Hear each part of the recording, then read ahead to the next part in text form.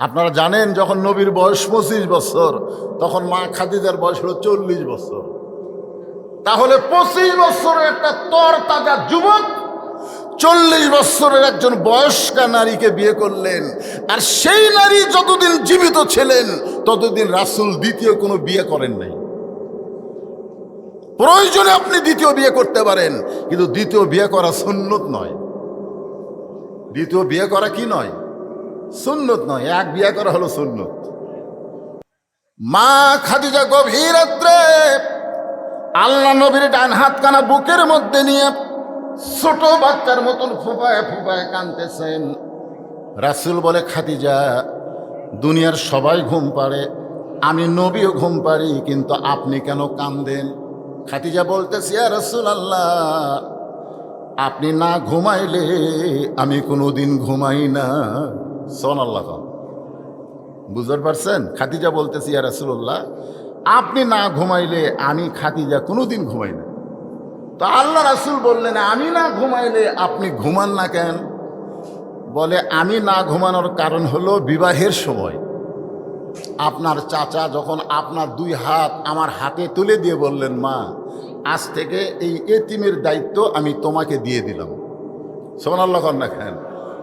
দুনিয়াতে আমরা যারা বিয়ে করছি, এখানে যত আমরা বিয়ে করছি, দেখবেন বইয়ের হাত স্বামীর হাতে তুলে দেয়, দেয় না?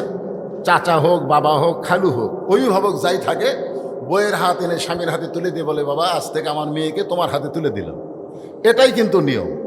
কিন্তু আল্লাহ রাসূলের সাথে যখন মা খাদিজার বিয়ে হয়, তখন নবীর হাত খাদিজার হাত নবীর হাতের উপর তুলে দেওয়ার কেউ ছিল না। বরং নবীর চাচা আবু তালেব আল্লাহ নবীর 2টা হাত খাদিজার হাতে তুলে দিয়ে বললেন, শিশুকালে মইরা গেছে মা, গর্ভে থাকতে মরছে পিতা, নবী চোখে দেখলেন না, কে করিবে লালন পালন, কে দিবে সান্ত্বনা, এই দুনিয়ার বড় এতিম নবী ছিলেন একজনা। আমাদের নবী সবচাইতে কি ছিলেন? এতিম ছিলেন। খাদিজা বলে, হুজুর, যেদিন আপনার চাচা আপনার 2 হাত আমার হাতে তুলে দিয়েছে, সেদিন থেকে আপনি না ঘুমান পর্যন্ত আমি খাদিজা কোনোদিনও ঘুমাই না। আপনি যখন ঘুমায় গেলেন, এমন সময় আমি খাদিজা ঘুমের দোয়া পড়লাম। ঘুমের আগে ঘুমের একটা দোয়া আছে, আমরা যারা এখানে বসে আছি, ঘুমের আগে ঘুমের একটা দোয়া আছে না নাই? আপনার কি দোয়া পড়েন? আচ্ছা, দোয়া যে পড়েন আরবিতে, এর বাংলা অর্থ বোঝেন না? আরবিতে যে দোয়াটা আপনার পড়লে, এই দোয়ার একটা বাংলা অর্থ আছে না নাই? যদি দোয়ার বাংলা অর্থ জানেন, তাহলে এশার নামাজ না পড়ে কেউ কোনোদিন রাত্রিবেলা বিছনায় ঘুমাতে পারবেন না। এ দোয়ার যদি বাংলা অর্থ জানতেন, এশার নামাজ না পড়ে আপনি ঘুমাবারই পারতেন না। কারণ এই দোয়ার বাংলা অর্থ কি? আল্লাহুম্মা বিইসমিকা আমুতু। আমুতু মানে কি? আমি আল্লাহর নামে মরে যাচ্ছি নামাজ না পড়ে। এই, আপনি যে আল্লাহর নামে মরে যাচ্ছেন এশার নামাজ না পড়ে মরেন, এশার নামাজ না পড়ে মরেন, তারপরে চাপা কিভাবে লাগাই বুঝবেন? কিরে যুবক, কথা হয় না? এই ঘুমের বাংলা জানি না তো আরবিতে কই অর্থ সাহায্য হয়। খাদিজা বলতেছে, ইয়া রাসূলুল্লাহ, আল্লাহুম্মা বিইসমিকা আমুতু। এই আমুতু শব্দ যখন উচ্চারণ করেছি, সঙ্গে সঙ্গে আমার 2টা চক্ষু বন্ধ হয়ে যায়। আমার 2টা চক্ষু যখন বন্ধ হয়, আমি তখন দেখতে পাই আমার সামনে অন্ধকার কবর। এই দুনিয়ার বাড়ি ঘর একদিন হইয়া যাবে পর, যাইতে হবে অন্ধকার কবর। এটা কখন মনে হবে? চোখ বন্ধ করেন, চোখ বন্ধ করেন, চোখ বন্ধ করে সবাই খেয়াল করেন। এ দুনিয়ার বাড়ি ঘর একদিন হইয়া যাবে পর, যাইতে হবে অন্ধকার কবর। খালি যদি মনে করে এই দুনিয়ার বাড়িঘর ছাড়া ছুড়া যাইতে হবে অন্ধকার কবর, ওই ব্যক্তি দুর্নীতি করবি, ওই ব্যক্তি মানুষের টাকা মারা খাবি, ওই ব্যক্তি কোনোদিন হুঙ্কার মারবি আমার চিনিস, আমি কার দল করি তুই জানিস, এ কথা কোনোদিনও বলবে না। কারণ প্রত্যেকটা ধাপে ধাপে, প্রত্যেকটা নিঃশ্বাসে নিঃশ্বাসে তার হায়াতকে অতিক্রম করে সে কবরের দিকে হাঁটতেছে। জোরে কোন কথা ঠিক কিনা কথা বলেন? কিন্তু ওই কবরের কথা তো মনে করে না, খালি বারবার উপর দিকে দেখে। উপর দিকে কি দেখেন ভাই? হয় 6 তলার ভিত দিছি হুজুর, 6 তলার ভিত দিছি। ওই 6 তলার ভিত দিছে, 3 তলা কমপ্লিট হচ্ছে, রড বার করে থুছি। দোয়া করেন হুজুর 6 তলা যেন করবার পারি। দোয়া করেন হুজুর, হুজুরের কাছে দোয়া চাচ্ছে 6 তলা করবি। 2 কান্দে 2 ফেরেশতাকে, আল্লাহ এই শয়তানের কান্দ তুমি থাকবো না, এর কান্দ থেকে লেখমো কি? যেই লোকটা যাওয়ার জন্য দুনিয়াতে এসেছে, আর সেই লোকটা থাকার জন্য বারবার খেলে উপর দিকে দেখতেছে, এ তো মানুষ না, এই শয়তান হয়ে গেছে। তোর কথা কর না কেন? এই মানুষ আছে, এই পুরা শয়তান হয়ে গেছে। তার কান্দর থেকে লেখমো কি? তুমি যে আমাকে কান্দর থুচা লেখার জন্য তোমার 2 কান্দে 2 মোহরি লিখিতেছেন ডায়েরি, দলিল দেখে রায় দিবে, টাকা পয়সার নাই কারবার। কিরামান কাতিবিনা ইয়ালামুনা মা তাফআলুন।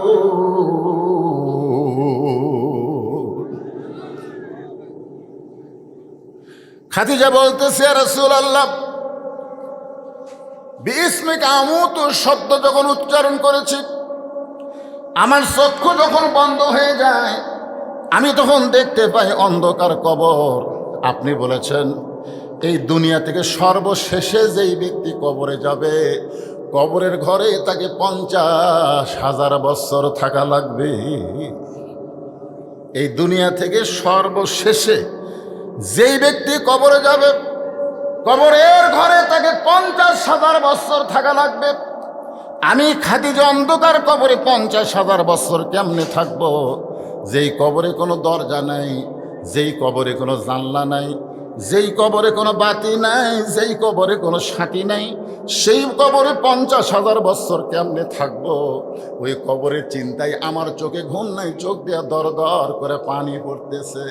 সঙ্গে সঙ্গে আল্লাহ নবী খাদিজাকে বুকের মধ্যে নিয়ে কপালে একটা চুমু দিয়ে বললেন, খাদিজা, ওই আল্লাহর শপথ করে বলতেছি, ঈমান গ্রহণ করার পরে আপনি আল্লাহর সঙ্গে যে সম্পর্ক গড়ে তুলেছেন, আল্লাহ আপনার অন্ধকার কবরকে জান্নাত বানায়া দিবে। সুবহানাল্লাহ, ধরে খান। আর কোনো টেনশন আছে?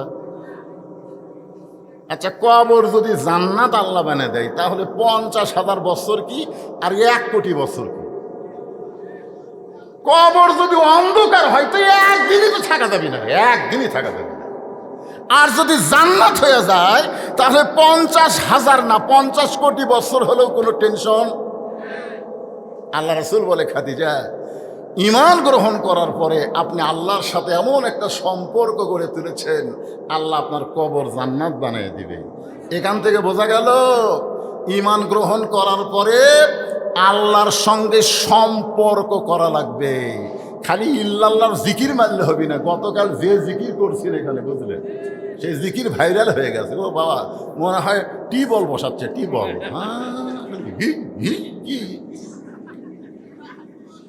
মনে হয় টিউবওয়েল বসাচ্ছে। আগে শ্যালো বসাচ্ছিল না, শ্যালো বসা না।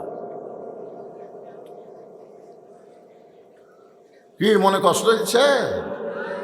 ঈমান গ্রহণ করার পরে আল্লাহর সঙ্গে সম্পর্ক করতে গেলে আল্লাহর ইবাদত করতে হবে। ঈমানকে রক্ষা করতে গেলে 1 নম্বর যে ইবাদত করা লাগবে, যে ইবাদত না করলে ঈমানই থাকবে না, সেই ইবাদতের নাম হলো নামাজ। আপনারা বলেন তো, যার নামাজ নাই তার ঈমান আছে? 4টা হাদিস বলি। 1 নম্বর হাদিস হলো লা সালাতা লা ঈমানা, যার নামাজ নাই তার ঈমান নাই। 2 নম্বর হাদিস হলো লা সলাতা লা দীনা, যার নামাজ নাই তার ধর্মই নেই। 3 নম্বর হাদিস হলো বাইনাল আবদি ওয়াল কুফরি তরকুস সালাত, বান্দার কাফেরের মধ্যে পৃথক করার জিনিসটার নামই হলো নামাজ। যারা নামাজ পড়বে তারা হবে আল্লাহর বান্দা, আর যারা নামাজ পড়বে না এরা হলো কাফের। আল্লাহ রাসূল বলে, খাদিজা ঈমান গ্রহণ করার পরে আপনি আল্লাহর সঙ্গে এমন একটা সম্পর্ক গড়ে তুলেছেন, আমি রাসূল বলতেছি আপনার কবর কবর থাকবে না, আপনার কবরকে আল্লাহ জান্নাত বানাইয়া দিবে। এ কথা শোনার পরে খাদিজা আরো জোরে জোরে কান্দে। এইটা শোনার পরে খাদিজা যখন কাঁদতেছে, রাসূল বলে, খাদিজা আমার কথা কি আপনার বিশ্বাস হয় নাই? আল্লাহ আপনার কবরকে জান্নাত বানায় দিবে, এইটা শোনার পরেও আপনি কাঁদতেছেন, আমার কথা কি আপনার বিশ্বাস হয় নাই? খাদিজা বলে, হুজুর আপনার কথা আমার বিশ্বাস হয়। রাসূল বলে, তাহলে কান্দার কারণ কি? খাদিজা বলে, হুজুর আপনার কাছে যদি আমি কিছু চাই আপনি কি আমার দিবেন না? আল্লাহ নবী বললেন, নাউজুবিল্লাহ নাউজুবিল্লাহ নাউজুবিল্লাহ। নবী 3 বার বললেন, নাউজুবিল্লাহ নাউজুবিল্লাহ নাউজুবিল্লাহ। খাদিজা বলে, ইয়া রাসূলুল্লাহ আপনার কাছে কিছু চাইলাম আর আপনি নাউজুবিল্লাহ বলার কারণ? নবী বলতেছেন, খাদিজা ঈমান গ্রহণ করার পরে আল্লাহ ছাড়া নবীর কাছেও চাওয়া যাবে না। ঈমান গ্রহণ করার পরে আল্লাহ ছাড়া নবীর কাছেও চাওয়া, কথা কয় না। মহাস্থানে আগামী বৃহস্পতিবার হবি তো একটা, বৈশাখের শেষ বৃহস্পতিবার হবি না? তাহলে একদল গেলে আর মাঝখান থেকে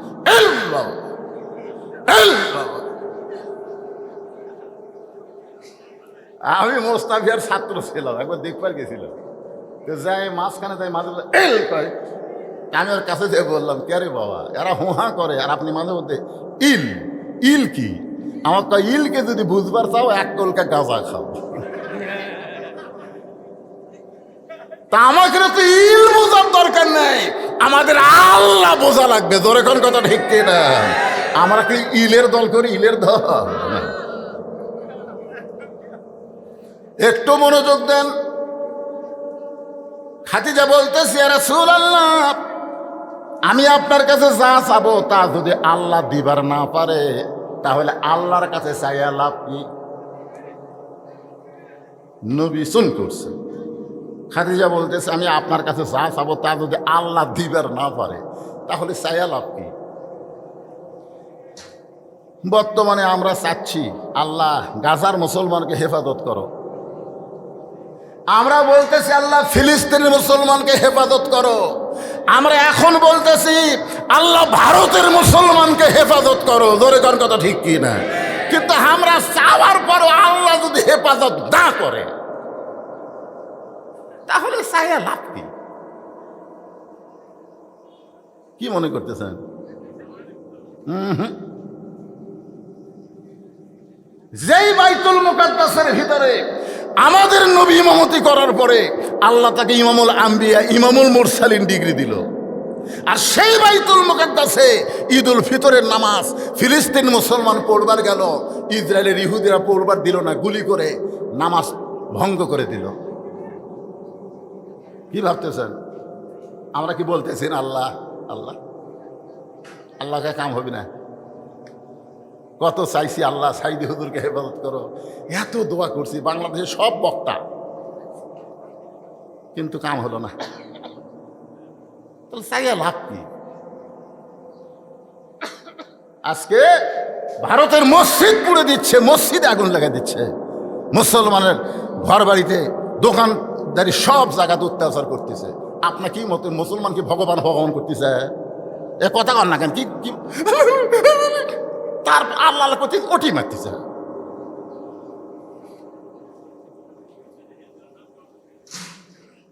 না, আমি উল্টা বলতেছি না, আপনারা উল্টা বোঝেন না। খাদিজা বলতেছি, ইয়া রাসূলুল্লাহ আমি আপনার কাছে যা চাবো তা যদি আল্লাহর না থাকে তাহলে আল্লাহ কেমনে দিবে? আল্লাহ রাসূল বলে খাদিজা আল্লাহর নাই, এই কথা বলাও যাবে না। খাদিজা বলতে যে হুজুর কোরআনে একটা পড়লে 10 পারা কোরআন পড়ার সওয়াব পাওয়া যায়। আপনারা বলেন তো সূরাটার নাম কি? ইয়াসিন লয়, ইখলাস। একবার পড়লে কয় পারা? 3 বার পড়লে 1 খতম। সবাই আমার সঙ্গে 10 পারা সওয়াবের নিয়তে পড়েন, বিসমিল্লাহির রহমানির রহিম।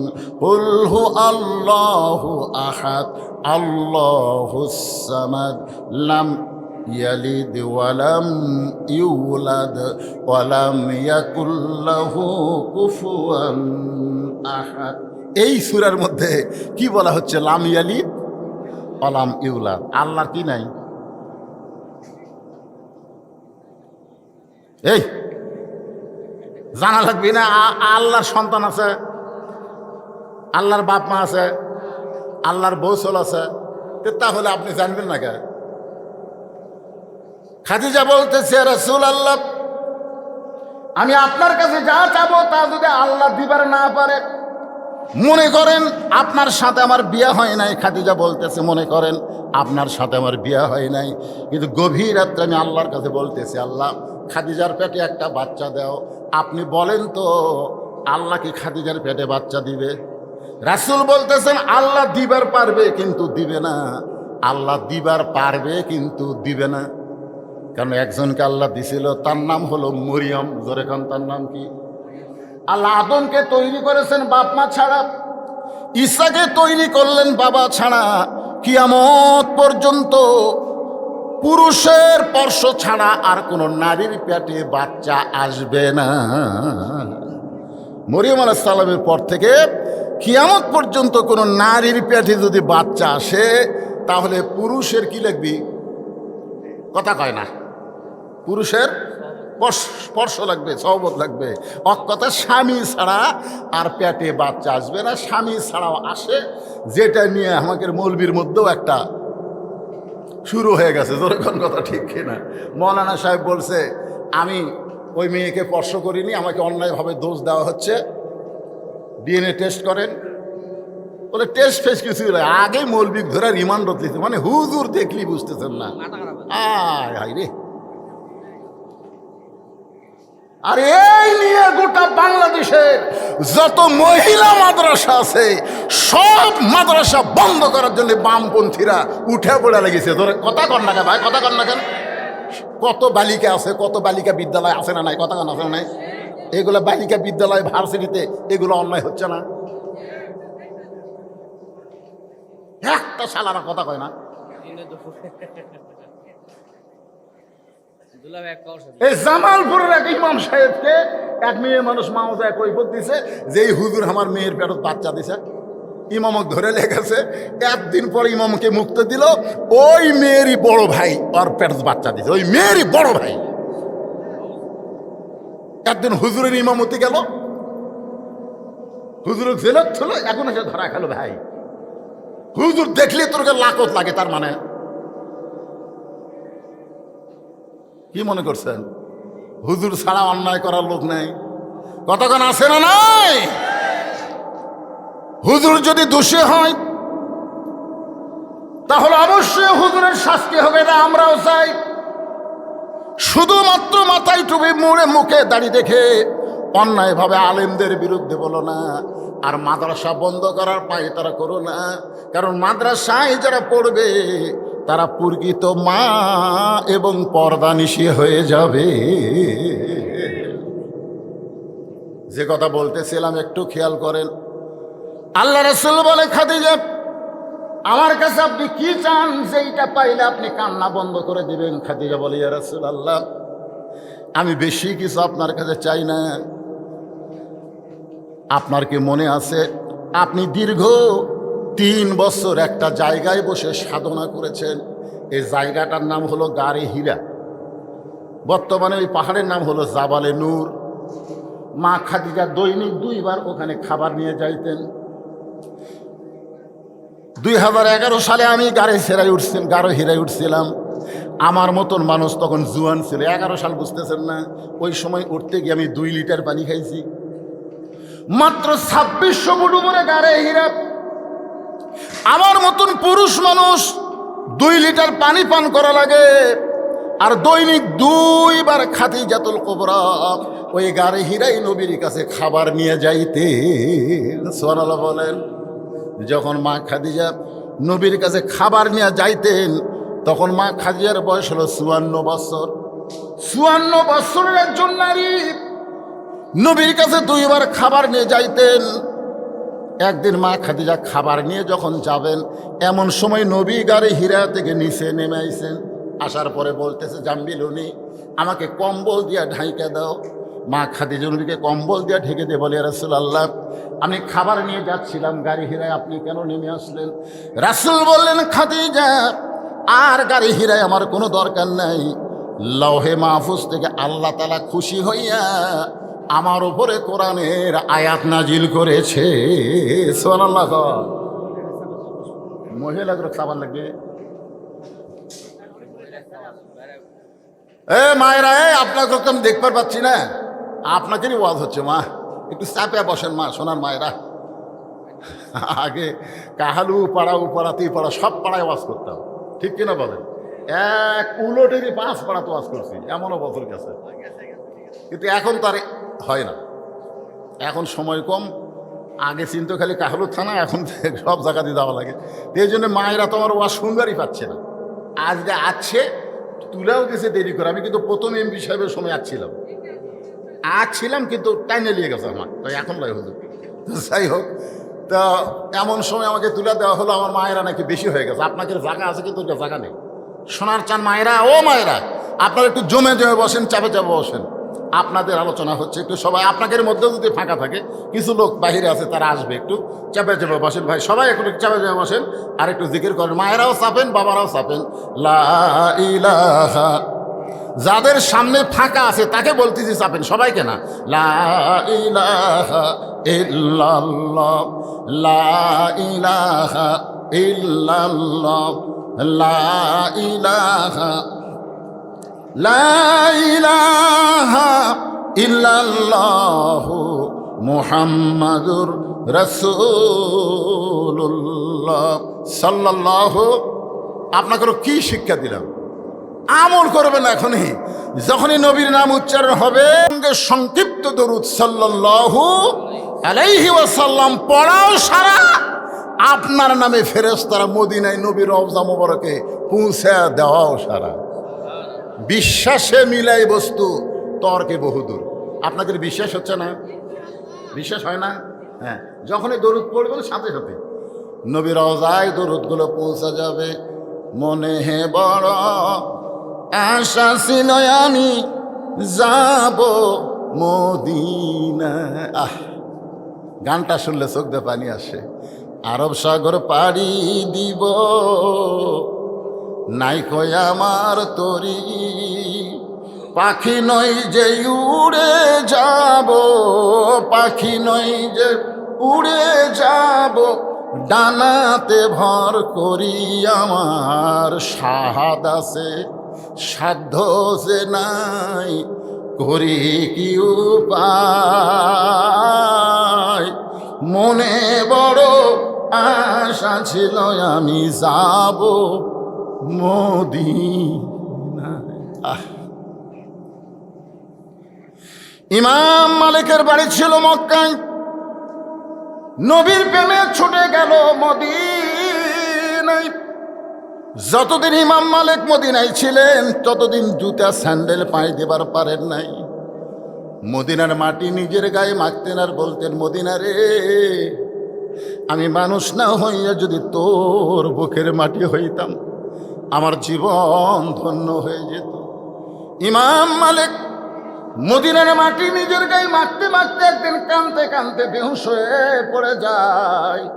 ওই বেহুশ অবস্থায় দেখতে পাই নবী আর রওজার মধ্যে নাই, ইমাম মালিকের শিওরের পাশে দাঁড়িয়ে গেছে। আল্লাহ নবী ডাকতে বলে, আব্দুল মালিক এমন করে কান্দিস না, এমন করে কান্দিস না। এ মদিনা একদিন ইয়াসরিব ছিল, মদিনা ছিল না। আমি নবীকে কোলে নেওয়ার কারণে হয়েছে মদিনা। আমার মহব্বত যার কলিজার মধ্যে থাকবে, আমার সুন্নত আদর্শ যারা পালন করবে, আমার প্রতি বেশি বেশি যারা দরুদ পড়বে, তারা মদিনায় আসতে না পারলে কি হবে? আমি নবী যাব তার ভাঙ্গা বাড়িতে দেখা দেওয়ার জন্যে। এই জন্য নবীর মহব্বতে নবীর প্রতি দরুদ শরীফ পড়বেন। যেই কথা বলতেছিলাম একটু খেয়াল করেন। খাদিজা বলে, ইয়া রাসূলুল্লাহ, যেই জুব্বা পরা অবস্থায় কোরআনের 5টা আয়াত আল্লাহ আপনার প্রতি নাজিল করেছে, আপনি গারে হীরা থেকে আসার পরে ওই জুব্বাটা যত্ন করে রাখা দিয়েছেন। আমি মাঝে মধ্যে দেখি আপনি জুব্বাটা বের করেন, আবার চুমু দিয়া জুব্বার জায়গায় রাখে দেন। আমার বড় লোভ হয়েছে, আমি খাদিজা যখন মরে যাব ওই জুব্বাটা আমার কাফনের কাপড় হিসাবে দিয়া দিবেন। ওগো আল্লাহর নবী, আমি খাদিজার 2 নম্বর চা হলো, কিছুই চাইনি দুনিয়াতে, কিছুই চাইনি দুনিয়াতে। আমার 2 নম্বর চা হলো, আমি মরে যাওয়ার পর আপনার পবিত্র হাত দিয়া আমার দেহখানা কবরের ঘরে নামায় দিবেন। ওগো আল্লাহর নবী, আমার 3 নম্বর চাহিদা হলো, কবরে মাটি দিয়া সবাই যখন চলে যাবে কেউ থাকবে না, মাটি দেওয়ার পর কেউ থাকবে না। আপনার যতই আপন হোক না কেন, মাটি যখন দেওয়া হবে তখন সবার মধ্যে একটা বুঝ আল্লাহ তৈরি করে দিবে, আর থাকিস না রে, মাটি দেওয়া হয়ে গেছে, চলে যা চলে যা। খাদিজা বলে, রাসূলুল্লাহ, সবাই যখন চলে যাবে এমন সময় মুনকির নাকির ফেরেশতা আল্লাহ কবরের মধ্যে পাঠায় দিবে। কবরকে লক্ষ্য করে, কবরবাসীকে লক্ষ্য করে 3টা প্রশ্ন করবে। আমি খাদিজাকে মুনকির নাকির 3টা প্রশ্ন করলে আমি উত্তর দিবার পারবো না, আমার পক্ষ থেকে আপনাকে একটু উত্তর দেওয়া লাগবে। হুজুর, এই 3টা চাওয়া যদি আপনি আমার পুরা করেন, তাহলে আর কবরকে নিয়ে আমি কোনোদিন কাঁদবো না, আর কবরের জন্য আমার চোখেও কোনোদিন পানি আসবে না। সঙ্গে সঙ্গে আল্লাহর নবী খাদিজাকে বুকের মধ্যে নিয়ে কপালে একটা চুমা দেয়া বলে, খাদিজা, ওই আল্লাহর শপথ করে বলতেছি, আমার আগে যদি আপনার মৃত্যু হয় তাহলে আপনার 3টা চাওয়াই আমি পুরো করব ইনশাআল্লাহ। সুবহানাল্লাহ। আপনারা বলেন তো, এই জায়গায় আল্লাহর নবী কত বড় গুরুত্বপূর্ণ কথা বলেছে। কথাটা হলো, আমার আগে যদি আপনার মৃত্যু হয়। এই কথার দ্বারা নবী বুঝাইলেন কে কখন মরবে এটা আল্লাহর নবীও জানে না। কথা কন না কেন? আমাকে কতগুলো লোক ক্ষমতার ফিয়ের ফেলে আর নামার কথা খেয়াল থাকে না, এত সালের আগে আমাকে নামাইকে, এরকম কথাও আমরা শুনেছি। জোরে কথা কন না কেন ভাইজান? হ্যাঁ, তো ইজ্জুমান তাশা ওয়া তুযিল্লু মান তাশা বিয়াদিকাল খায়র ইন্নাকা আলা কুল্লি শাইইন কাদির। এখন 5 তলা বিল্ডিংয়ের উপরে 1.5 লাখ টাকার খাট, 12,000 টাকার কম্বল পড়ে, তেমনি চাদর দিয়ে রাত 9টার সময় বলতেছে, আমার বাড়ি আমার ঘর আমাক নামাইকে, আমার বাড়ি আমার ঘর আমাক নামাইকে, রাত 9টার সময়। কান্দের ফেরেশতা বলতেছে, আল্লাহ, ঘুমের আগে যে দোয়া পড়া লাগে সে দোয়া না পড়ে যে কথা কয়ে ঘুমাইছে, এক নামানোর কেউ নাই। আল্লাহ বলতেছে, দেখা যায়। ফেরেশতার সাথে আল্লাহর কথা হয়েছে। আল্লাহ বলে, দেখা যায়। রাত 3টার সময় একটা ভূমিকম্প আছে। জোরে কন, কি কম্প? খালি বিল্ডিং একটু একটু লড়ে উঠছে। যে লোক কইছে আমাকে নামাই খেয়ে, ওই এত ফোর্সে নামছে, কম্বলের মধ্যে লঙ্গি খুলে আছে, ওটাও পরার টাইম পাইনি। ফেরেশতারা বলতেছে, আল্লাহ নামাইলা নামাইলা, তাই বলে ন্যাংটা করে নামালা। আমাদের বাংলাদেশে 41 সালের আগে নামায় কি, 24 সালে আল্লাহ তারে ন্যাংটা করে নামায় দিছে। জোরে কথা কন না কেন ভাইজান? অহংকার করেন না, এখান থেকে বাড়ি যাওয়ার কোনো গ্যারান্টি নেই। সে বুকও হাত দেখায়, হামাক চিনিস কি? আল্লাহ রাসূল বলতেছেন, খাদিজা, আমার আগে যদি আপনার মৃত্যু হয়, এই কথার দ্বারা নবী বুঝাইলেন কে কখন মরবে এটা আল্লাহর নবীও জানে না। মা খাদিজা দুনিয়া থেকে বিদায় নিলেন। দুনিয়া থেকে বিদায় নেওয়ার পরে আল্লাহ নবী তাকায় দেখে খাদিজার পেট থেকে নবীর মাধ্যমে আল্লাহ 4টা মেয়ে দান করেছেন। খাদিজার পেট থেকে নবীর মাধ্যমে আল্লাহ কয়টা মেয়ে দিছে? এই নবীর উম্মতের এই 4টা মেয়ের নাম জানেন? বড় মেয়ের নাম হলো জয়নাব। নবীর উম্মত হিসাবে নবীর মেয়ের নাম জানা আমাদের দরকার আছে না নাই? দরকার আছে না নাই? আপনি ভারতের কোনটা মুখ্যমন্ত্রী তালাপতি না কি পতি একটা হচ্ছে? আমি তালাপতি মানুষের নাম আপনি চিনবেন না, আমরা চিনি। আগে বলে সিনেমার নায়ক ছিল, এখন মুখ্যমন্ত্রী হচ্ছে।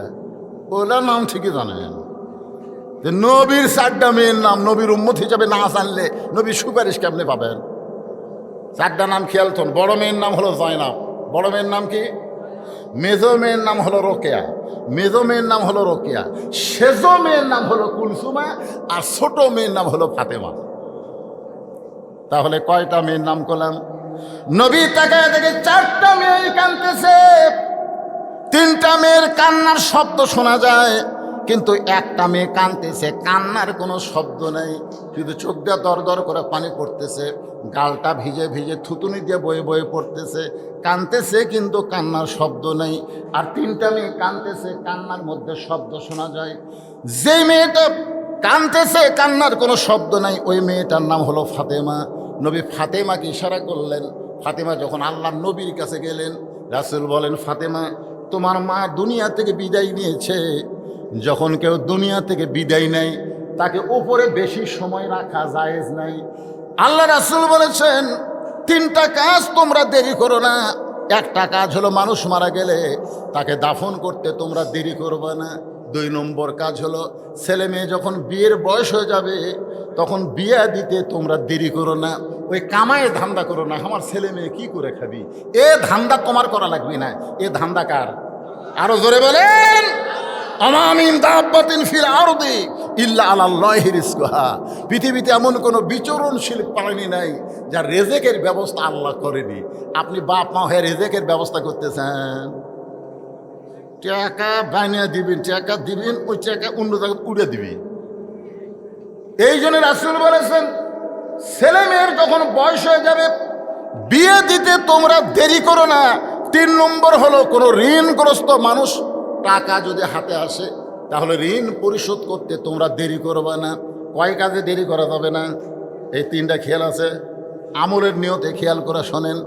আল্লাহ রাসূল বলে, ফাতেমা রে, তোমার মা দুনিয়া থেকে বিদায় নেওয়ার আগে আমাকে 2টা ওসিয়ত করেছে। ও ফাতেমা, 1 নম্বর ওসিয়ত হলো তোমার মাকে তুমি গোসল করাতে হবে, তোমার মাকে তুমি গোসল করাতে হবে। 2 নম্বর ওসিয়ত হলো তোমার মাকে তুমি কাফনের কাপড় পরাতে হবে। ফাতেমা বলতেছে, বাবা আমার আরো 3টা বোন আছে, ওই 3টা বোনকে নিয়ে আমি মাকে গোসল করাতে পারবো না, ওই 3টা বোনকে নিয়ে কি আমি মাকে কাফনের কাপড় পরাতে পারবো না। আল্লাহ রাসূল বলে, ফাতেমা তোমার মা আমাকে ওসিয়ত করেছে তুমি একা একাই তোমার মাকে গোসল করান লাগবে, তুমি একা একাই তোমার মাকে কাফনের কাপড় পরাতে হবে।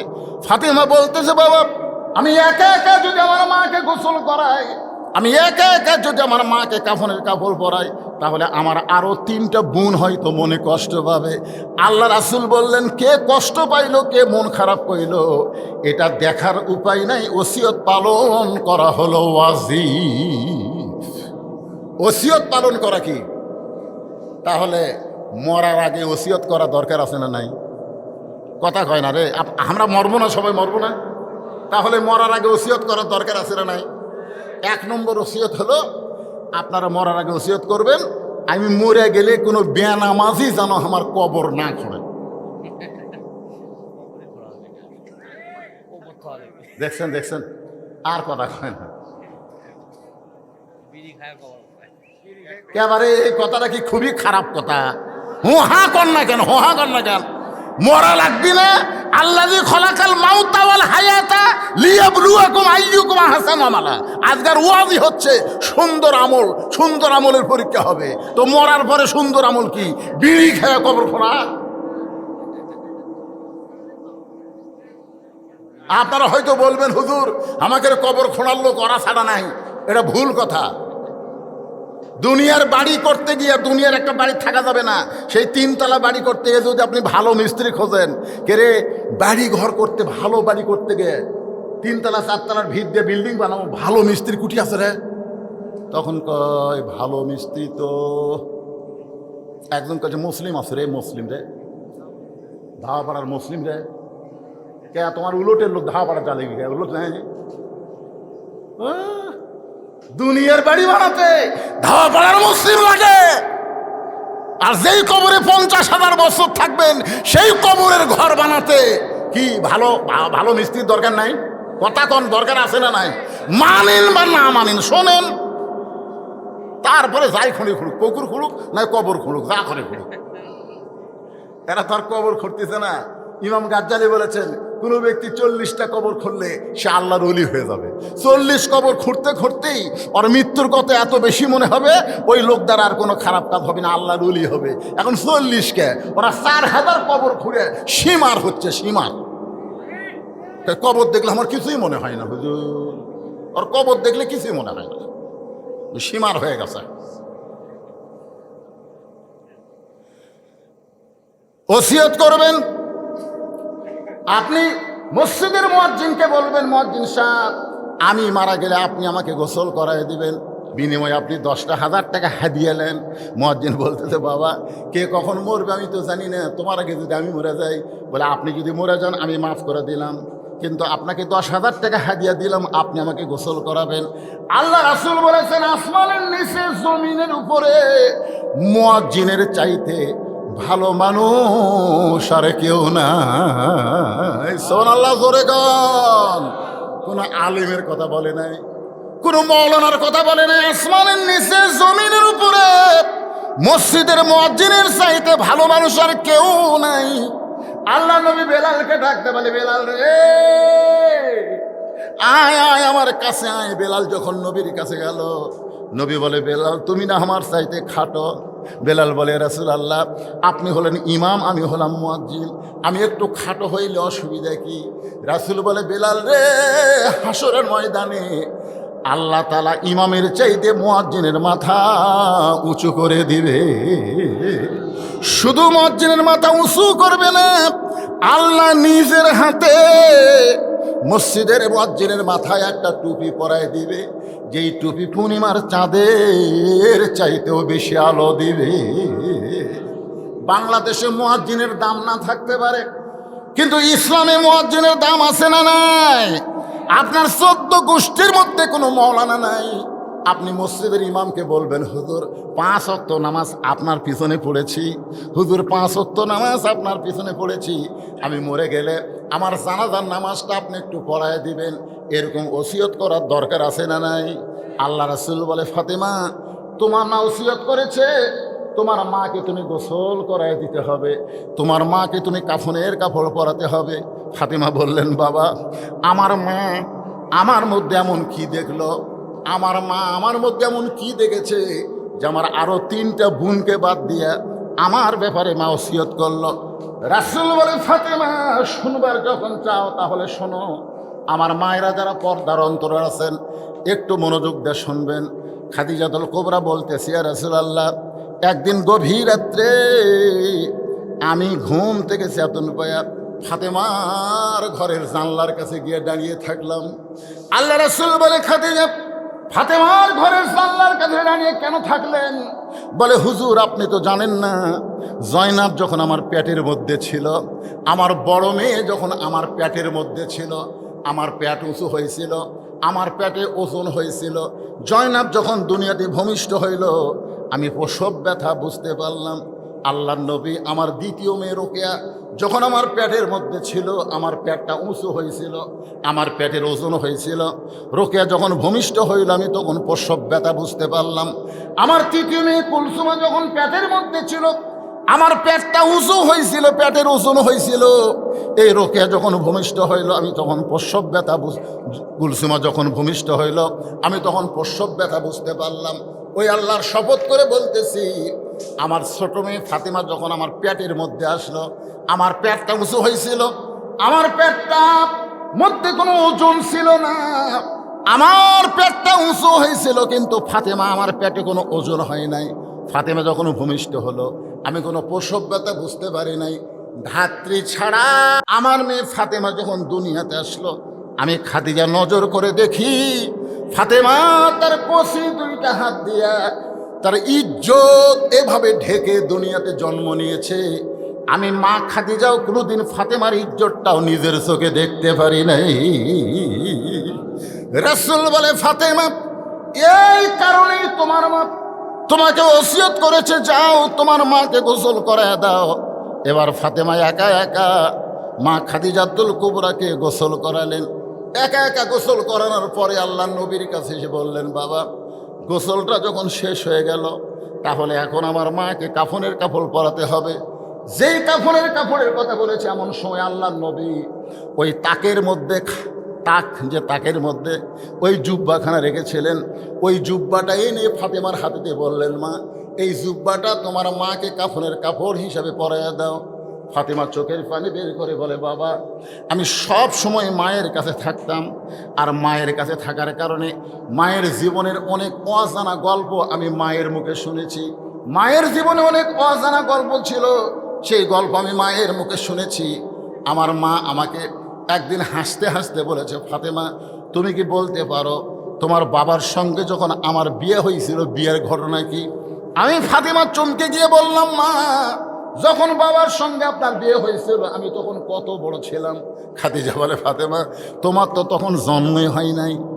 এখন ফাতেমার আগ্রহ বেড়ে গেল, কেন মা বলতেছে তোমার বাবার সঙ্গে আমার বিয়ের ঘটনা জানো? অবশ্যই এর মধ্যে একটা ঘটনা আছে না নাই? খাদিজা বললেন, ফাতেমারে, তোমার বাবা তখন আমার বাড়িতে রাখালি করত। ওই রাখালি করা অবস্থায় তোমার বাবার মধ্যে এমন কিছু আমি দেখেছিলাম, যেটা দেখার কারণে 40 বছরের একজন বিধবা নারী, মক্কার সব চাইতে ধনী ছিলাম। আর তোমার বাবা রাখালকে আমার স্বামী হিসাবে গ্রহণ করে নিলাম। ও বাবা, আমি মায়ের মুখে গল্প শুনেছি, আপনি যখন মায়ের বাড়িতে রাখালি করতেন, তখন আমার মা মক্কার সবচাইতে ধনবতী রমণী ছিল। আর সবচাইতে ধনবতী রমণী হইয়া আপনার মতন গরিব একজনকে স্বামী হিসেবে গ্রহণ করলো। আর আমার সেই মা এখন মারা গেল, মক্কার দোকানে কি নতুন কোনো কাপড় নাই, নতুন কোনো কাপড় না দিয়া এই পুরাতন জুব্বাখানা দিচ্ছেন। বাবা, মরে যাওয়ার সঙ্গে সঙ্গে কি মায়ের দয় আপনার অন্তর থেকে মুছে গেল? সঙ্গে সঙ্গে নবী ছোট বাচ্চার মতন কান্দে আর বলে, ফাতেমারে, এই জুব্বা আমি তোমার মাকে দিচ্ছি না, এই জুব্বা তোমার মা আমার কাছে চেয়েছে। ফাতেমা বললেন, বাবা, এই পুরাতন জুব্বার মধ্যে এমন কি আছে যেইটার কারণে আমার মা আপনার কাছে চাইছে? আল্লাহ রাসূল বলে, ফাতেমা, এই জুব্বা সাধারণ কোনো জুব্বা নয়, এই জুব্বার সঙ্গে আল্লাহর কোরআনের সম্পর্ক রয়েছে। লিল্লাহে তাকবীর। আল্লাহর কোরআনের সম্পর্ক যার সঙ্গে থাকে, আপনার বলেন তো তার দাম কম না বেশি? আরো জোরে কন। আপনারা কার সাথে সম্পর্ক করবেন? আল্লাহর সাথে সম্পর্ক করবার গেলে আগে এটার সাথে করা লাগবে। কি মনে করতেছেন? না, এই কোরআনের সাথে সম্পর্ক না করেই আপনি আল্লাহর সাথে করবেন? কি মনে হয় আপনাকে? একই গাছের কাঠ দিয়ে 3টা জিনিস বানাচ্ছে, একটা গাছের কাঠ দিয়ে 3টা জিনিস বানাচ্ছে, একটা হলো খাট, একটা সোফা, আর একটা হলো রেহাল। আপনারা বলেন তো এই 3টার মধ্যে দাম বেশি কার? কে? হ্যাঁ, দেখছেন? রেহালের উপরে কোরআন শরীফ রাখে, হঠাৎ একদিন কোরআন শরীফ লিবার দেওয়া, সতর্ক মুহূর্তে রেহালটা পায়ের কাছে পড়ছে। রেহাল তুলে 3বার চুমা খাচ্ছে, 3বার। রেহাল বলতে, কে রে খাট, এ সোফা, আমরা তো 3জন একই গাছের মধ্যে ছিলাম রে, তো আমি পায়ের কাছে পড়লি আমার 3বার চুমা খায়, তোর কে খবর কি? তখন খাট আর সোফা বলতেছে, ভাই চুমা খাবি, আমাকে লাগতানার জন্যই বানাচ্ছে রে। খাট আর সোফা কান্দে আর কে, ভাই তোর এত দাম কি জন্যে? রেহাল বলতেছে, আমার দাম হলো আমার সাথে কোরআনের সম্পর্ক, আর তোরা কম দামি হওয়ার কারণ হলো তোদের সাথে মানুষের সম্পর্ক। এখন আপনারা বলেন, কোরআনের সাথে কারা কারা সম্পর্ক রাখবেন? আল্লাহকে একটু হাত দেখান তো ভাই। এই গভীর রাত্রে তাহাজ্জুদের সময় আল্লাহ আল্লাহ হাতগুলা কবুল করে নাও। আল্লাহ, হাত নামান। লিল্লাহে তাকবীর। আল্লাহর এই কোরআনের সাথে সম্পর্ক রাখতে গেলে এই যে কোরআনের মাহফিল, গতকাল কি হচ্ছে আমি জানি না, কিন্তু আজকে তো কোরআন দিয়ে ওয়াজ হচ্ছে। তাই কোরআনের মাহফিল এখানে কি কোনো কালেকশন করা লাগবে নাকি, কোনো আদায় আছে? সেটা কি টিয়ের টুর কিছু দেন না? না না, মহকা বুঝা কাম করা লাগবে তো, ওয়াজ এক সময় আল্লাহর কোরআনের সাথে সম্পর্ক যারা রাখার জন্য হাত তুলছেন, এ কোরআনের মাহফিল প্রতি বছর হোক। দেখেন আপনারা, আমি গতকাল আমার মাহফিল ছিল সাঁতিয়ায়, গত রাত্রে সাঁতিয়ার মাহফিল বৃষ্টির কারণে আমার বন্ধ হয়ে গেছে। তার আগের দিন আমার মাহফিল ছিল আপনার নওগাঁয়, বৃষ্টির কারণে মাহফিল বন্ধ। আগামীকাল আমার মাহফিল আছে ধামুরহাটে, সেই মাহফিলও বৃষ্টি এত বাজে গেছে, ওটাও বন্ধ। কিন্তু আপনাকে এই মাহফিল বন্ধ হলো না, তার মানে বোঝা গেল কি কবুল করছে আল্লাহ। তো কবুল করা মাহফিলে আল্লাহর কোরআনকে ভালোবেসে এই কোরআনের মাহফিলের জন্য যাদের বাপ মা কবরে গেছে, বাপ মা যাদের কবরে গেছে, একটা কোরআন শরীফ বাবদ 500 টাকা দান করবেন। একটা কোরআন দানের সোয়াব আল্লাহ আপনার বাপ মার কবরে দিবে। বাপ মার কবর আল্লাহ জান্নাতে টুকরা বানাই দেবে। এই কোরআনের মাহফিল, আল্লাহর ওলির মাহফিল, এখানে ইসালের সোয়াব সবার জন্য দেওয়া হবে, গোটা পৃথিবীর সমস্ত মানুষের দেওয়া হবে। আমাদের বাপ মা যাদের কবরে, দাদা দাদি কবরে গেছে, তাদের রোহের মাগফিরাতে আমি 500 টাকা চাইছি। যে ব্যক্তি প্রথম দান করবেন কোরআনের জন্যে, তার দান দেখে যত মানুষ দান করবে, প্রত্যেকটা মানুষের দানের একটা সোয়াবের অংশ আল্লাহ তাক দিবে। কারণ প্রথম দান করা খুবই কষ্ট। মিন শারীর ওয়াসওয়াসিল খান্নাস, শয়তান খালি ভিতরে খসখস করে, দেশ না দেশ না দেশ না, এই দেশ না করতে করতে লাভ দেওয়াটা মানে কি?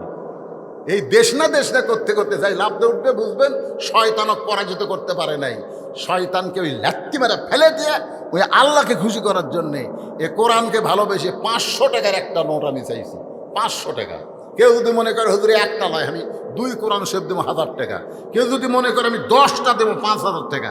অনেক দানবীর এখানে আছে, থানার অফিসার স্টাফ আছে, সবাইকে আমি লক্ষ্য করে বলবো দানের ব্যাপারে 500 করে 1000 টাকা। আব্দুল খালেক আর জাহিদুল ইসলাম, 2 জন আল্লাহর পাগল, 500 1000 টাকা করছে দান। আল্লাহ দানকে কবুল করেন, নেক নিয়ত নেক আশা পরাক, আল্লাহুম্মা আমিন। এটাও 500, এটা 500 টাকা সাইজ হলো না, এখন আমি পাইনি, এটা পাওয়ার ভাগ্য আমার এখন হয় না, তো ঢপই নাই। এটা তো 50 টাকার মতন লাগিচ্ছে। মাশাআল্লাহ, আর একটা 500 টাকা পাওয়া গেল। সবাই দেখেন, নতুন 500 টাকা, আর একটা 500 টাকা পাওয়া গেল। 3 জন আল্লাহর পাগল, 3টা কোরআন শরীফ বাবদ। আমার মায়েরা, ও মায়েরা, আজকে আপনাকে ওয়াজ বেশি করতেছি মা। মায়ের মধ্যে বিশ্ব কোরআনের প্রথম 5টা আয়াত আল্লাহ আমার প্রতি নাজিল করেছে। পৌরসভার বেদানা, মা আমার বেদানা কোরআন শরীফ বাবদ 500 টাকা দান করেছে। আমার মা বেদানার দানকে আল্লাহ আপনি কবুল করেন। জোরে বলে আল্লাহুম্মা আমিন। কারণ মেয়েরা দান করলে নাম বলা লাগবে, তাছাড়া সন্দেহ বেশি, বোঝেন না যে টাকা পকেটত গেল না টেজত গেল। এই জন্য মায়েরা আপনার টাকা দিবেন, নাম শুনবেন। নাম যদি শুনবার না পান তাহলে বুঝবেন টাকা টেজত আসেনি।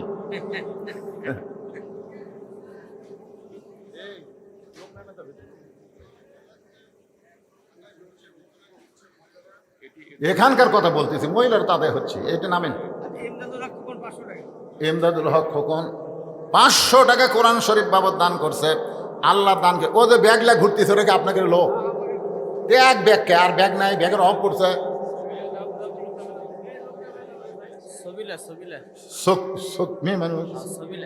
সবিলা মা আমার কোরআন শরীফ বাবদ 500 টাকা দান করেছে। মা সবিলার দানকে আল্লাহ আপনি কবুল করেন। মাশাআল্লাহ, কি নাম? হ্যাঁ, পরিবানু মা আমার কোরআন শরীফ বাবদ 500 টাকা দান করেছে। আল্লাহ পরিবানুর দানকে আল্লাহ আপনি কবুল করেন, আল্লাহুম্মা আমিন। মা ফাতেমা জুব্বাখানা নিয়ে মা খাদিজাকে পরানোর জন্য রওনা দিচ্ছেন। কিছুক্ষণ আগে একা একাই মাকে গোসল করাইছেন, এবার একা একা মাকে কাফনের কাপড় পরাবেন। ফাতেমার সামনে সামনে, আল্লাহ নবী পিছনে পিছনে হাঁটতেছে। কিন্তু আল্লাহ কোরআন শরীফের মধ্যে বলেছেন, নবী যখন হাঁটবেন নবীর সামনে কেউ চলতে পারবেন না। আল্লাহ নবী যখন কথা বলবেন নবীর কথা বন্ধ করে কেউ কথা বলতে পারবে? এখন পারবে? নবীর কথা বন্ধ করে কথা বলা যেমন নাজায়েজ, বক্তারা যখন ওয়াজ করে বক্তাদের ওয়াজ বন্ধ করেও কথা বলা যাবে না, কারণ বক্তা তো বক্তা না। আল উলামা ওয়ারাসাতুল আম্বিয়া, আলেমরা হলো নবীর ওয়ারিস। এটা সহিহ হাদিস। জোরে কোন কি হাদিস? আর আল্লাহ কোরআনে বলেন ইন্নামা ইয়াখশাল্লাহ মিন ইবাদিহিল উলামা। আর সে আলেম ওয়াজ করতে করতে যেই অতিথি আসে মাইক কাড়লে দিয়ে দিয়ে না, আজকের কথা বলতেছি অনেক জায়গা। বস তুই পাগলা।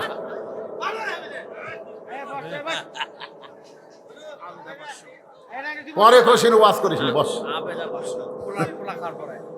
আবেদা একজন মা আমার কোরআন শরীফ বাবদ 500 টাকা দান করেছে। মা আবেদা দেখ, মায়েরাই বেশি দান করতেছে রে। হায় হায় রে, মরদ গুলার টাকা নাই, সব টাকা মায়ের হাতে চলে গেছে। আমার মা আবেদা কোরআন শরীফ বাবদ 500 টাকা দান করেছে। আল্লাহ মা আবেদার দানকে কবুল করেন, আল্লাহুম্মা আমিন।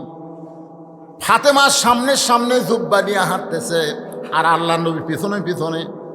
এখন আপনারা বলতে পারেন নবীর সামনে কেউ হাঁটতে পারবে না, কিন্তু ফাতেমা কেন সামনে হাঁটে?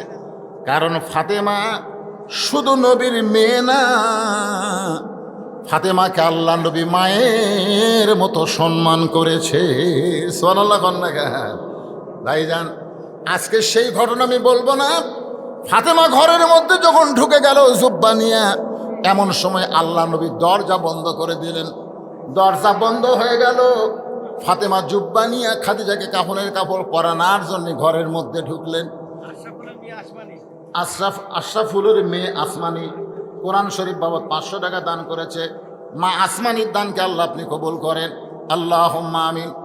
কিছুক্ষণ পরে ফাতেমা জুব্বা কাফনের কাপড় পরায়া যখন দরজা খুলছে, এমন সময় নবী তাকায় দেখে ফাতেমা মুস্কি মুস্কি হাসতেছে।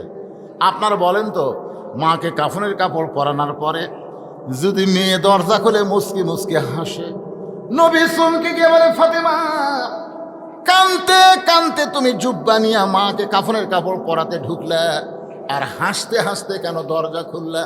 ফাতেমা বলতেছে বাবা কানতে কানতে কেন ঢুকলাম এটাও আপনি জানেন, হাসতে হাসতে কেন দরজা খুললাম এটাও আপনি জানেন। রাসূল বলে ফাতেমা কানতে কানতে তুমি ঢুকলা এটা আমি জানি, কিন্তু হাসতে হাসতে দরজা খুললে এটা আমি জানি না। এ কথার দ্বারা বোঝা গেল আল্লাহর নবী না জানাইলে জানে। কথা কয় না কেন? আল্লাহর নবী গায়েব জানে? এক বাক্যে আকীদার প্রশ্ন, ঈমানের প্রশ্ন, নবী গায়েব জানে? গায়েব জানে? জানে না। মা ইয়ানতিকু আনিল হাওয়া ইন হুয়া ইল্লা ওয়াহয়ুহা। রাসূল বলেছেন আমি যা জানি তোমরা তা জানো না, আমিও জানি না যতক্ষণ আল্লাহ আমাকে না জানায়। তাহলে সব কিছু জানে কে? আরো জোরে কন যারা বলতেছেন না, ভিতর কি গোজামিল ঢুকছে নাকি? গোজামিল এখন কতগুলো আমাদের বাবাও গায়েব জানে, বাবাও গায়েব জানে। ঠাস করে বাবা গেল ছল মারছে মুড়ি, তে বাবা কয় কে রে মারলি কে? তুই বলে গায়েব জানিস, তো ছল মারমো জানিস না? এরকম কিছু ভণ্ড আছে। দয়াল বাবার দরবারেতে কেউ ফিরে না খালি হাতে। ও আ একটু মনোযোগ দিয়ে শোনেন। রাসূল বলে ফাতেমা কানতে কানতে ঢুকেছ এটা আমি জানি, কিন্তু হাসতে হাসতে দরজা খুললা এটা আমি নবী জানি না। ফাতেমা বলতেছে বাবা আমি আগে মনে করেছিলাম আপনি ভিতরেও জানেন বাইরেও জানেন, কিন্তু আজকে বুঝতে পারলাম আপনি জানেন না। কি জন্য হাসতে হাসতে দরজা খুললাম? ওগো বাবা আপনি কি শুনতে চান? রাসূল বলে শুনবো মানে 100 বার শুনতে চাই। ফাতেমা বললেন বাবা তাহলে শোনেন, আপনার ওই জুব্বা নিয়ে আমি যখন আমার মাকে কাফনের কাপড় পরাবার গেছি, ইয়ানজুরু বিনুরিল্লাহ, আমি নূরের নজর করে দেখি আমার মায়ের শরীরে আল্লাহ তাআলা জান্নাতের পোশাক পরায়া দিছে। আমি আপনার জুব্বাখানা আমার মায়ের শরীরে কোনো মতো পেঁচায়া হাসতে হাসতে দরজা খুললাম, সঙ্গে সঙ্গে নবী বসে মাটির উপরে হাত দিয়া ছোট বাচ্চার মতন কাঁদতেছে। ফাতিমা বলে, বাবা, আমার মায়ের শরীরে জান্নাতের পোশাক পরার খবর শুনে আপনি কেন কাঁদতেছেন? আপনি কি খুশি হতে পারেন নাই? তারা একজন মা আমার 500 টাকা দান করেছে। আল্লাহ মায়ের দানকে আল্লাহ আপনি কবুল করেন। আল্লাহ রাসূল বলেন, ফাতিমা শোনো, এই কান্না আমার দুঃখের কান্না নয়, এই কান্না হলো আমার জীবনের সবচাইতে আনন্দের কান্না। কারণ দুনিয়াতে কেউ যখন আমাকে নবী বলে স্বীকার করে নাই, সর্বপ্রথম যিনি আমাকে নবী বলে স্বীকার করেছে সেই মহিয়সী নারী তোমার মা, আমার দরদের বিবি খাদিজা। আল্লাহু আকবার। সর্বপ্রথম আমাদের নবীকে নবী বলে কে স্বীকার করছে? কথা কয় না, কে স্বীকার করছে? খাদিজা নবীর কে? নিজের বউ হইয়া নবী স্বীকার করা, এটা কি মনে করতেছে? তিনটা জিনিস খেয়াল করবেন।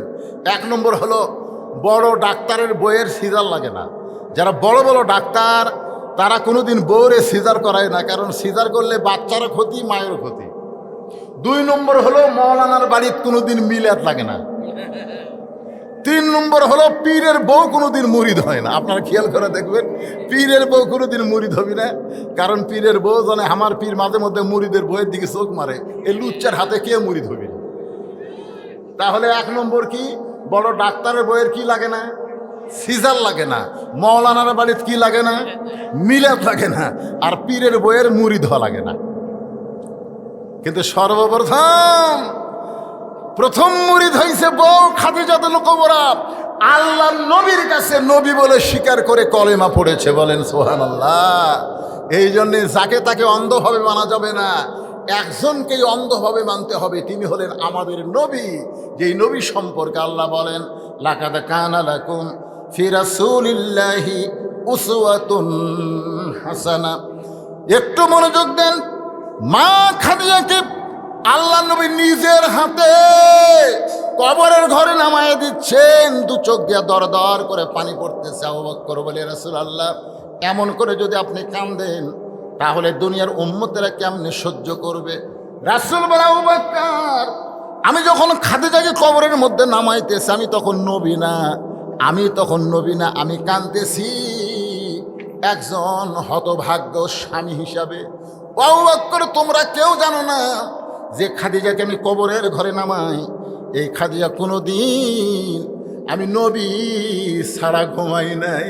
আমি যতই দাওয়াত দিয়ে চলে আইছি রাত্রেবেলায়, ঘড়ি ধরে আসি নাই, 1টাও বাজে, 2টাও বাজে, 3টাও বাজে রাত, কোনোদিন আমাকে খাদিজা বলে এই খাদিজা তো দূরের কথা, শব্দটা উচ্চারণ করা লাগে নাই। আমি যেই মাত্র দরজায় সঙ্গে সঙ্গে খাদিজা দরজা খুলে দেয়, আমি নবী চমকে গিয়ে বলি, খাদিজা, এই গভীর রাত্রে আমি যখন আসি আপনাকে ডাক দেওয়া লাগে না, দরজা কেমনে খোলেন জানতে চাই। খাদিজা বলে, হুজুর, আপনি যখন কলেমার দাওয়াত দেওয়ার জন্য রাত্রেবেলা বের হয়ে যান, আমি তখন নাকটা লাগায় দরজার কাছে দাঁড়িয়ে থাকি।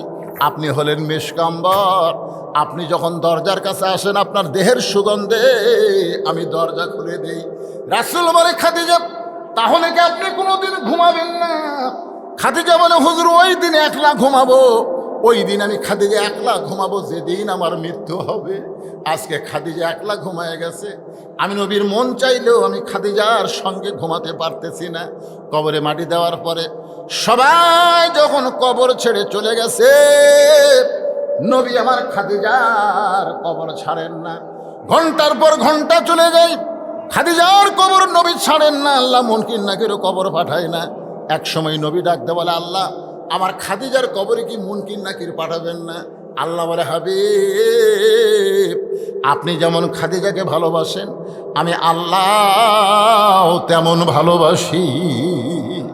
নবীর সঙ্গে গিয়ে বলে, আল্লাহ, আপনি খাদিজার কি জন্যে ভালোবাসেন? আল্লাহ বলতেছেন, আল্লাযী খালাকাল মাউতা ওয়াল হায়াতা লিয়াবলুয়াকুম আইয়ুকুম আহসানু আমালা ওয়া হুয়াল আজিজুল গাফুর। সবচাইতে সুন্দর আমল হলো মৃত্যুকে সামনে বিশ্বাস করে আমাদের সকলের সামনে মৃত্যু আছে না নাই? এ কথা কোন আছে না নাই? এখান থেকে বাড়ি যাওয়ার গ্যারান্টি নাই রে পাগলারা। এখন ধান্দা করতেছেন, পোলার ধান্দা করতেছেন, পোলা দিবি, পোলা দিবি। ম্যাক ট্যাক্স যতই করুক কোনো টেনশন নাই, কোনো টেনশন করবেন না। বলে ম্যাক ট্যাকের দিকে আপনার তাকান না, আল্লাহর দিকে তাকান। ওয়াজ শেষ হয়ে গেছে। যে কথাটা আমি বলতেছি, আল্লাহ বলতেছে, হাবিব, দুনিয়াতে যে কবরের কথা স্মরণ করে চোখের পানি দিয়ে বালিশ ভিজে দেয়, তার জন্য কবরে মুনকিন নাকি লাগে না, আমি আল্লাহ তার পক্ষে উত্তর দিয়ে দেই। ধরে কান সুবহানাল্লাহ। তাই দুনিয়া থেকে আমরা সবাই চলে যাব ভাইজান। যাওয়ার আগে আমরা সাইজ হয়ে যেন যাওয়ার পারি, আল্লাহ যেন সে তৌফিক দান করে। সকলে বলে আল্লাহুম্মা আমিন। আস্তাগফিরুল্লাহ পড়েন, আস্তাগফিরুল্লাহ রব্বি মিন কুল্লি জামবি ওয়া তুবু ইলাইহি লা হাওলা ওয়ালা কুওয়াতা ইল্লা বিল্লাহিল আলিয়্যিল আযীম। আল্লাহুম্মা আমিন। আল্লাহুম্মা আনতাস সালাম ওয়া মিনকাস সালাম তাবারাকতা ইয়া যাল জালালি ওয়াল ইকরাম। আয় আল্লাহ তাআলা, সেই মাগরিবের পর থেকে রাত প্রায় 1:30টা বাজতেছে, এই দীর্ঘ সময় পর্যন্ত তোমার বান্দা বান্দিরা আরামের বাড়ি ঘুমকে বাদ দিয়া কোরআন হাদিসের মহাব্বত কলিজার মধ্যে নিয়ে এই জান্নাতের বাগানে বসে বসে দীর্ঘ সময় আলোচনা শোনার শেষে আমি গুনাহগারের সঙ্গে রহমতের দরজায় ফকির হয়ে দোকানে হাত তুলেছে। মেহেরবানি করে আজকের মাহফিল আমাদের সকলের হিদায়াতের জন্যে, নাজাতের জন্যে, জান্নাতের জন্যে কবুল করো। এই মাহফিলের শুরু থেকে শেষ পর্যন্ত যত আলোচনা হয়েছে আল্লাহ মেহেরবানি করে ত্রুটি বিচ্যুতি মাফ করে যা হাদিয়া মঞ্জুর করো সোনার মদিনায় নবী পাকের রওজা মুবারকে কবুল করে নাও। তামাম আম্বিয়ায়ে কেরাম, আসহাবে কেরাম, উম্মাহাতুল মুমিনিন, শহীদ শহীদান, জান্নাতুল বাকি, জান্নাতুল মা সহ পৃথিবীর যত গোরস্থানে যত মুর্দা শুয়ে আছে আল্লাহ সকলের কবরকে জান্নাতের টুকরা বানায় দাও। আমরা যারা হাত তুলেছি, আমাদের দরদের বাপ মা যাদের কবরে গেছে আল্লাহ মেহেরবানি করে বাপ মার কবরকে জান্নাতের টুকরা বানায় দাও। আয় আল্লাহ তাআলা, আজকের মাহফিলের কষ্ট করে মেহনত করে এত সুন্দর আয়োজন যারা করলো তাদের সকলকেই জান্নাতি কবুল করে নাও। আয় আল্লাহ তাআলা, এই থানার ভারপ্রাপ্ত কর্মকর্তা সহ থানার যত স্টাফ রয়েছে আমাকে অত্যন্ত মহব্বত করে আল্লাহ, ওসি সহ, সেকেন্ড অফিসার সহ, তদন্ত অফিসার সহ যতগুলো স্টাফ রয়েছে আল্লাহ সকলকেই তুমি কবুল করো। আজকের মাহফিলের সম্মানিত সভাপতিকে আল্লাহ তুমি কবুল করো, প্রধান অতিথিকে কবুল করো। আয় আল্লাহ তাআলা, বিশেষ অতিথিদের কবুল করো। আল্লাহ, যত সুদীজন, যত ভাইজান যারা এই দান করেছে, যারা এই মাহফিলকে সুন্দর করার জন্য খরচ করেছে, শ্রম দিয়েছে, আল্লাহ সকলকেই তুমি কবুল করো।